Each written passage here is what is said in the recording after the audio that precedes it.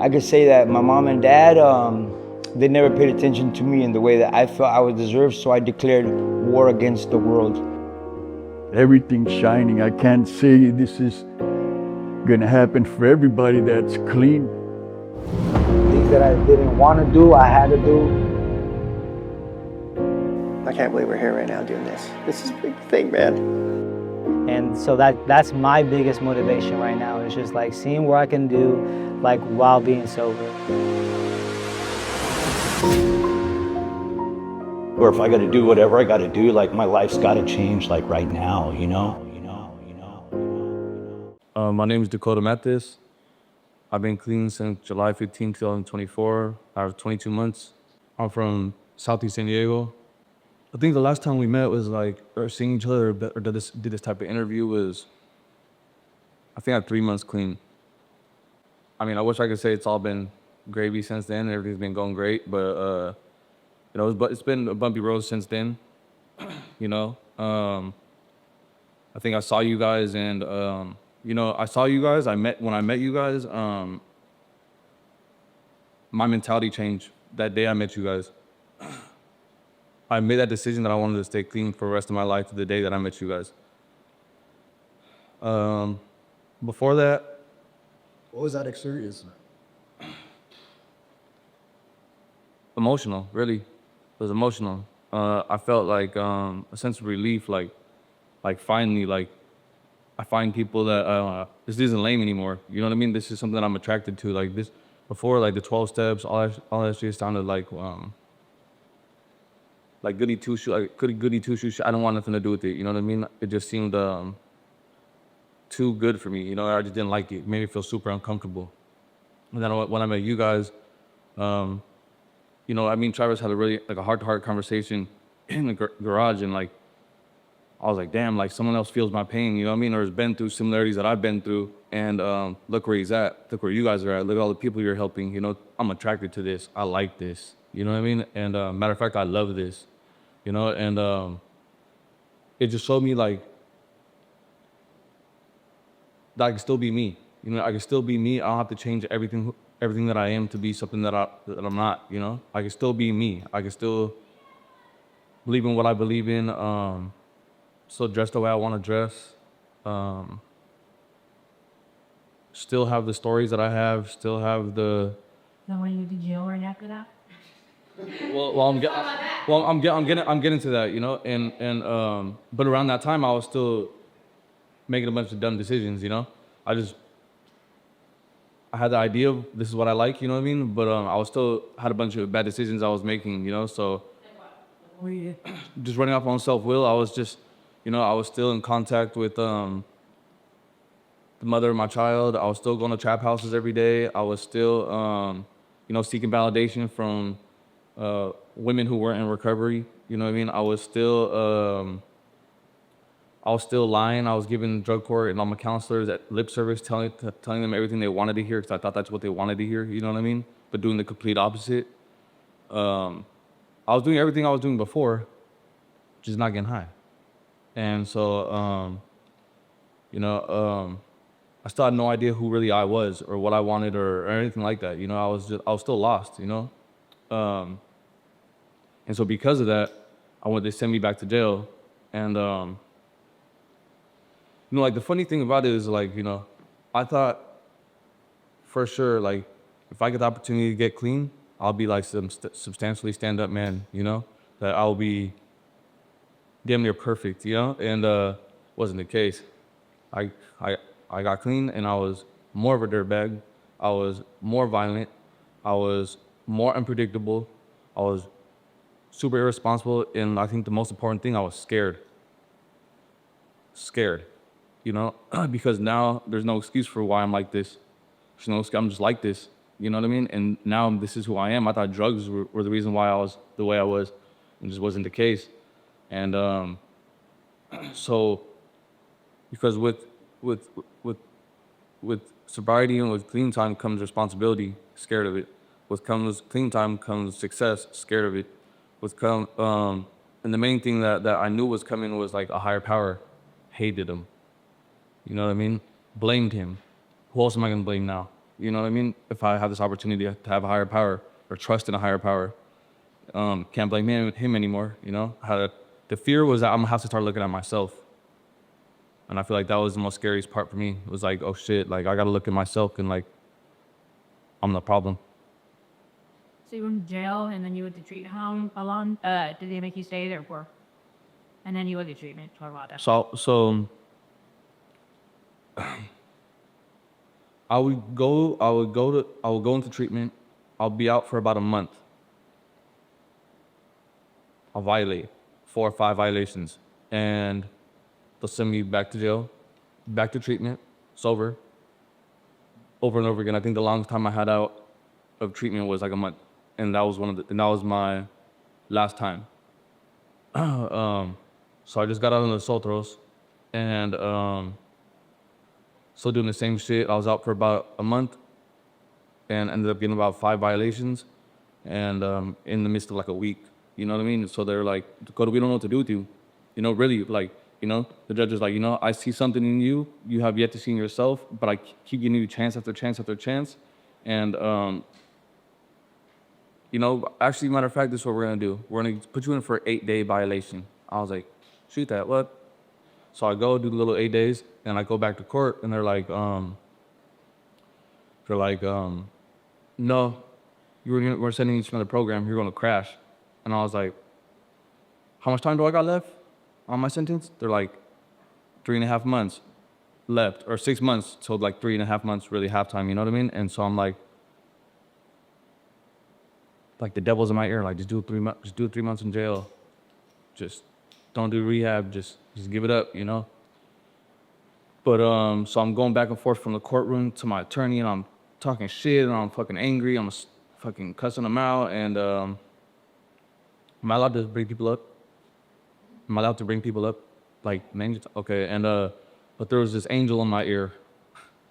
This little angel in my ear that was sitting in the court. It was Saul. And, Go do cameo. Go up there and go in there and flex. Go there and flex. Look like you need to go tummy. You were the angel of court, Gabo? Larry on his shoulder. it's so like, Look, how did it look? Like this.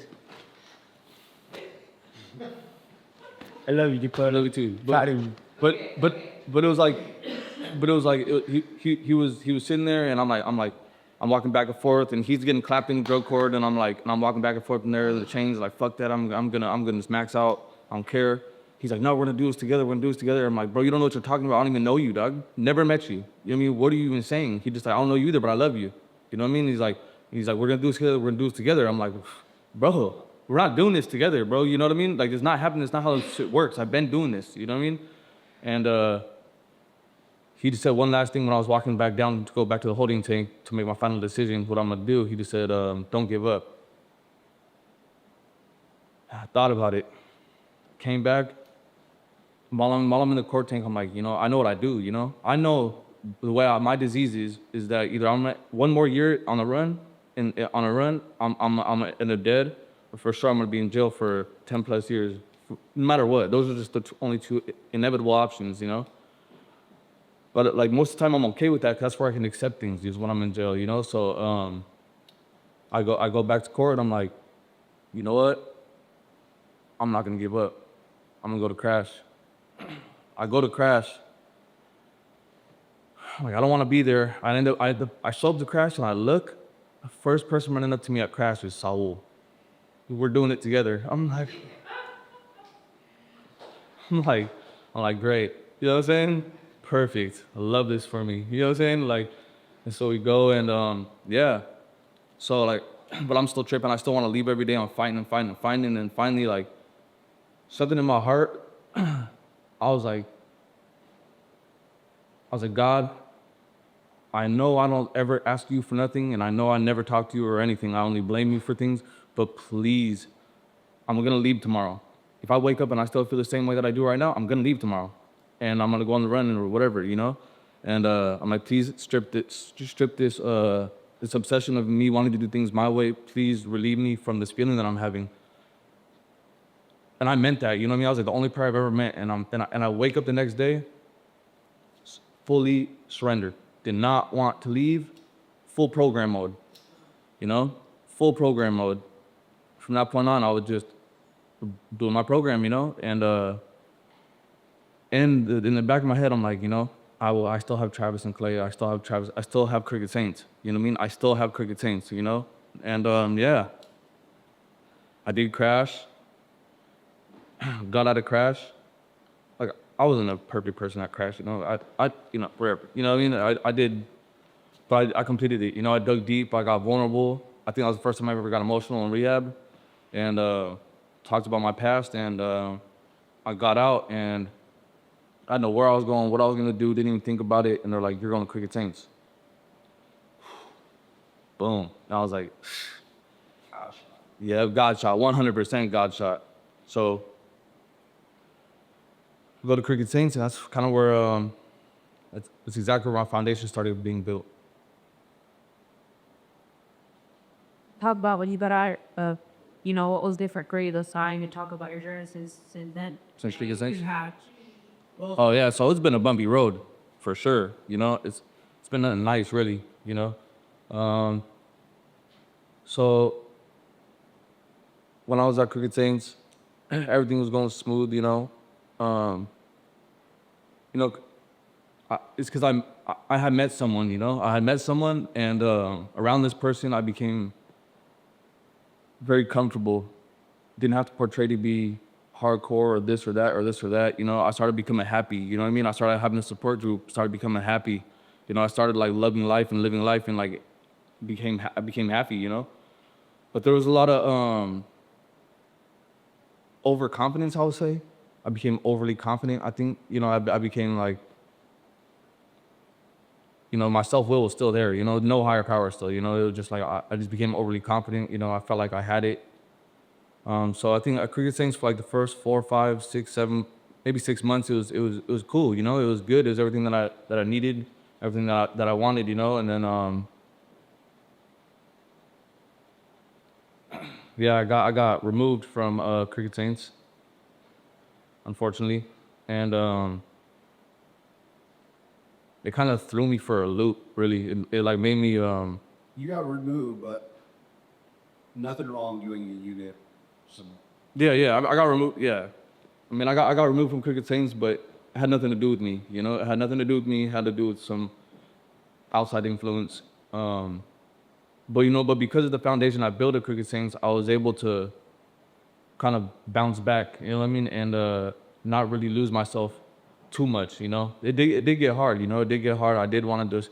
I felt like that was a reason for me to go back out. It was like, fuck it, like, you know, like they did me dirty or whatever, and like, you know, I wanted to do things my way. You know, I don't know what that really consisted of, but yeah, and then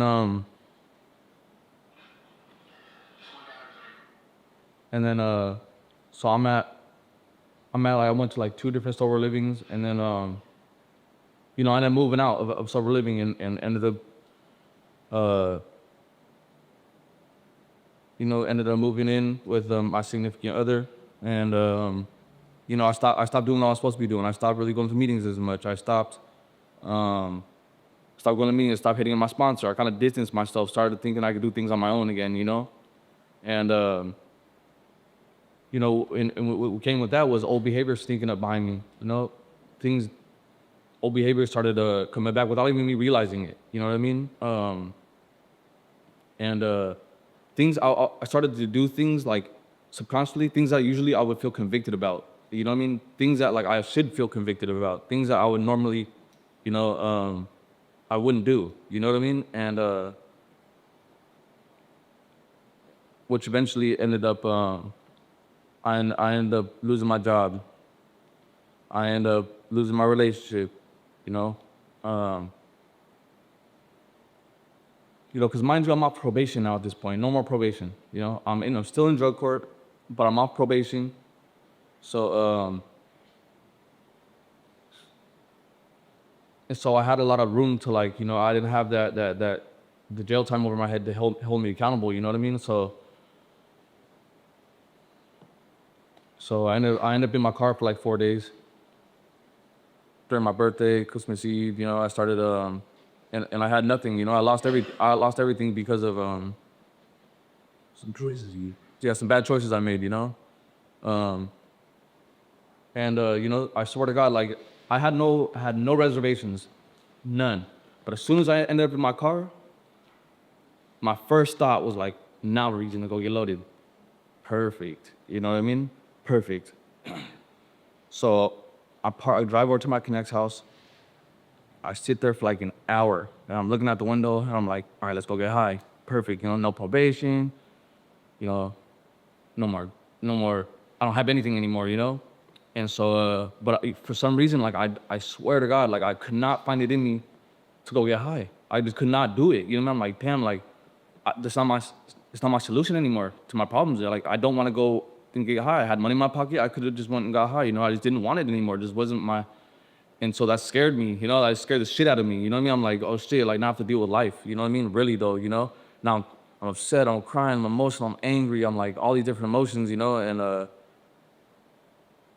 I was so I felt so ashamed of myself. And I just wanted to get high. So then that didn't work out. The connects pad. So I drove to the weed shop. Posted there for a long time. Like, all right, well, I can smoke some weed. My higher power was like, nope, it's not your solution no more, bro. It's not what it is. It's not going to be your solution, And so from there, I had to find some humility, because I grew like a reputation at drug court, I was the fuck up, and I got my life together, and I'm working in recovery, and I got the girl, and I got the life, and I got the support group, and I had this, and it got me all my confidence boosted up, you know what I mean? To where like I felt like I was low key like this shit, you know what I mean? Like I was substantially unique to everybody else, you know what I mean? And so I was so embarrassed to have to go back to drug court, but I did, I went back the following Monday. I stayed in my car for about 2 more days, and I ended up going back to drug court, and I was like, dude, I need help. Like I need help. I'm stuck. I don't have nothing, you know what I mean? And then like I had to go back in front of everybody a group, and they're like, what's going on with you? Like I fucked up. Point blank period. I fucked up. You know what I mean? And but it wasn't over, and it's crazy because it was a shitty situation, it was a shitty situation that I put myself in, and but I think the key factor of me being able to get through that situation was like, it wasn't your fault, it wasn't their fault, it wasn't her fault, it wasn't his fault, it wasn't that fault, it wasn't anything else's fault but mine, and I was able to see that, you know what I mean? And because it was nobody else's fault, and I was able to identify that it was me that was the problem, I'm like, perfect, I have the opportunity to change this shit. Now the opportunity to change is there, you know what I mean? Forever it was always this person's fault, that person's fault, my addiction's fault. It's always everything else's fault, and nothing was ever gonna change because nothing or anything is ever obligated to change for me, I don't have control of those things, And so I was blessed with that. I noticed that too. I was able to identify that. As soon as I was able to identify that like I was a problem, my life changed. You know what I mean? Because I'm like, I don't have to be like this ever again. I don't have to hurt the people that I love ever again. I don't have to hurt myself this way. I don't have to make those decisions. So I'm like, damn, like really, depending on how I bounce back from the situation, I could become a better version of myself than I was even before the fuck ups. You know what I mean? And so I seen the opportunity and I didn't take it for granted. I'm like, hell yeah. Like I'm gonna get through this and I'm gonna change, But I was like, there's still something missing, you know what I mean? There's like still something missing, you know what I mean? I started contacting my sponsor again more. It sucks that it takes us to hit bottom to be like, to be able to reach out, but whatever, But I think the thing that I was missing the most was like, I'm sitting there, I'm like, dude, like, I need God. Like, I need God, you know what I mean? Whatever that may look like, you know what I mean? I don't know if it's Jesus Christ, I don't know what it is, but I need God, I need a higher power, I need to do something. So I committed, I'm like, you know what? My sponsor goes to church every Sunday with all my people, so no, I'm gonna go. So every Sunday, no matter what, I don't care what it is, I'm going to church, and like I feel that I keep putting that first, and because I keep putting that first, like my life is like coming back together. I go to church, and then it sets the tone for me the whole week, And I don't know, I'm super blessed. Life's getting better, I was able to get a job right away. I was able to go back to sober living. And through the fuck ups and feeling all that pain, you know, I was like, fuck, I need to start doing the steps, you know, which I was avoiding. You know what I mean? Yeah, I feel like 100% I'm molding into the person I want to be. You know, I feel like which I'm not perfect, you know. I still fall short on a lot of things, you know, but I'm able to see the things that I'm falling short on, and I'm able to see that, like, you know, life's a lot better without blaming, you know what I mean? And you know, just I don't know, life's just getting better, you know. So I've been at drug court for 3 years. You know, drug court's like an 18-month program, you know. And so my probation ended 7 months ago. And so you know, first they're like, we'll take off this felony, we'll take off that felony or whatever. But then the judge is like, or the DA told me, you know, Dakota, you were like the national fuck up of drug court. 100%. Nobody wanted you here. We wanted to get rid of you. You know what I mean? The judge wanted you here. You know, that's the only person that was overruling everybody else. And but he's like, you know, you made this huge turnaround, and I think it's only right that you know, I bless you with something. You know, I'm like, okay, what is that? You know, he's like, you've been here for 7 months. He said, how would you feel if you left drug court and not a felon anymore? I was like, what? Not a felon anymore. I had felonies before drug court. He's like, you know, he's like, Bob, I'll make this promise to you. You finish drug court and you graduate, whenever that may be, you'll leave drug court not a felon anymore. Bro, I got emotional. Because you know, being a felon and all that, it's like, you know, we identify as that for so long, you know what I mean? I feel like for so long, like, I'm able to identify, like, I'm a convict, and I'm a felon, and I'm cool with that, you know, for a long time, but which also makes limitations in my life, you know what I mean? It also means that, like, I doubt myself that I can't get this job, and I can't do this, and I can't do that, and I'm gonna have to stay in this position of my life forever, and it's gonna be hard. Well, so, like, when he said that you're not gonna be a felon anymore, it's like the thought of, like, when you're a little kid, like, what do I wanna be when I grow up? You know what I mean? That's a real thought now. Like, what do I wanna be when I grow up? That's real. You know what I mean? I could really do what and so my goal is to graduate drug court, go to school, maintain like a 3.7, 4.0 GPA if I can, you know what I'm saying? You know? If I could, and if I could do that, this might seem kind of crazy, but it's just something that, like I wanna be a criminal justice lawyer if I can. You know what I mean? If it's possible, I want to do it. You know what I mean? Because you know, I love convicts. I love people who's been through what I've been through. You know, and I don't know. I feel like if I had an attorney who understands me and been through what I've been through, you know what I mean? And I just feel like it's somewhere where I'd be able to, I don't know, make a difference or whatever. That'd be really awesome. That's more achievable than that lawyer. Not that a lawyer is not achievable, but it's a lot of work. I mean, whatever. You know what I mean? Whatever. So you'd be so great. Well, whatever. You know, and anything of you know, trying to help people. You know, convicts mainly. You know what I mean? People who's been through what I've been through. You know, and yeah. Awesome. Maybe you don't say the lawyer thing, you know, but. I know what you mean, though. You want to help people in that lifestyle of being a better position. Yeah, 100%. I've known some really great probation officers in High Run that actually tried to help me, and that really is some really bad ones that were trying to get in trouble. So the good ones really being in that for my life. I want to tell you how I feel about that. All right. I'm not wearing no badge. I'm not doing that. I'm not worried. I don't feel. I don't still. No. Police of course have work anyway, so you get rid of here. Whatever. Yeah. Official king goal too. But either way, I want to go to school and build a career for myself. You know. Say the least. You know what I mean? Yeah. And then can you talk about, before we end this, can you talk about what you're going through now and the steps that you're having to try and walk through during this situation? Because I mean, you still have a road ahead of you. You know, you got one kid that was adopted out because of your addiction, and you know, can you talk a little bit about that? Are you comfortable with that? Yeah. So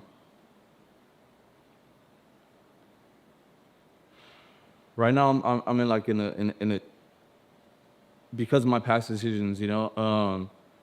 So I have one kid that I had to give up for adoption through this journey of recovery because I just couldn't get it right. You know, who I'm now in his life. You know what I mean? But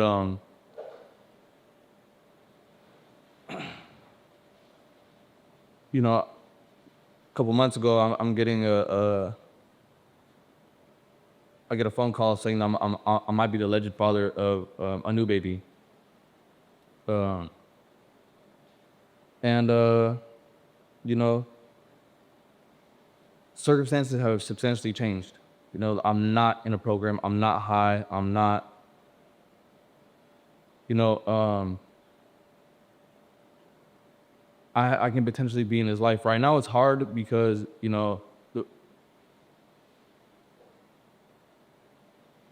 my son's mom is still in her addiction and she's not in the picture, and, you know, it all kind of falls on me, you know, and, you know, I'm in a position right now where I'm making a big decision on where I want to go with the situation, you know. If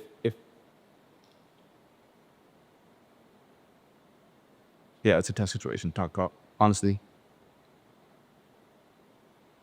Moral people, you never said this. It's in the right thing. I feel like this interview was everywhere. No, not at all. Right now, you're making all the right steps to handle things in your life accordingly. You know, however it plays out with your son, with drug gore, with your relationship, with all of that. I mean, you're moving in the right direction. You know? Yeah. It's been a battle. Recovery is not easy. No, that's the thing that he spoke about, you know? Getting drugs seems like the hardest part, or getting off drugs seems like the hardest part until you do. And then you realize that you have this huge life ahead of you that we do mountain on a hammer. And trying to navigate that, trying to do work on ourselves, you know? Get a relationship with God, like all of that stuff. It's a process for some people. I think like the most difficult thing for me was like, well, the most, I don't know, life-changing thing for me was like, fear was a weakness before for me. You know, in the streets, in the life we live, fear was weak. Now, my fears keep me afloat. You know, I'm scared to relapse. I'm scared to become this guy. I'm scared to not be a father. I'm scared to not be a son. I'm scared to not be a friend. I'm fearful for all these things. I fear not being responsible. I fear all these different things. Because of those fears, you know, like it makes me resilient to not ever want to be that, you know what I mean? And to keep striving to be all those things, you know? To maintain being all those things, you know? And that's what's most important for me. Like my fears are what's keeping me afloat for sure. Yeah, help you, Gears.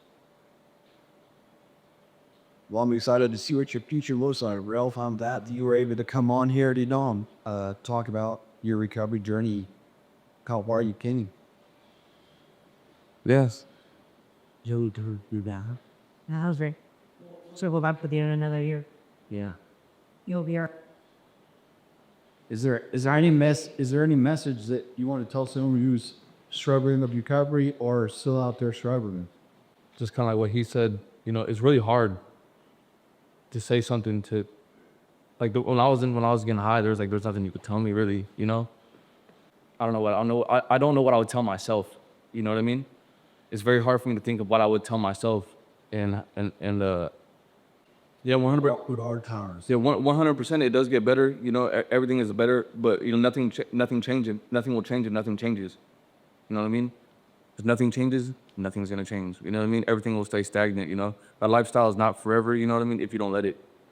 You know, for me, do shit that you feel is lame. You know, if you, I did shit that I thought that was lame. You know what I mean? I did shit that I was uncomfortable with. I did shit that I think mainly that just made me feel uncomfortable. You know, doing the right thing was uncomfortable, you know, and I don't know, for me, I was tired of being miserable, super tired of being miserable. I was tired of hating myself. I was tired of hate and anger and all that, you know, sick of it.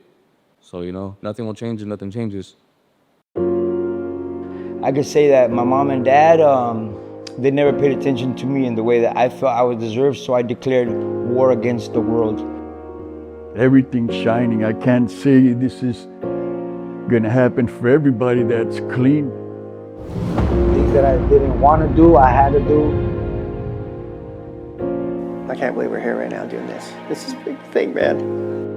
And so that's my biggest motivation right now, is just like seeing what I can do like while being sober. Or if I got to do whatever I got to do, like my life's got to change like right now, you know?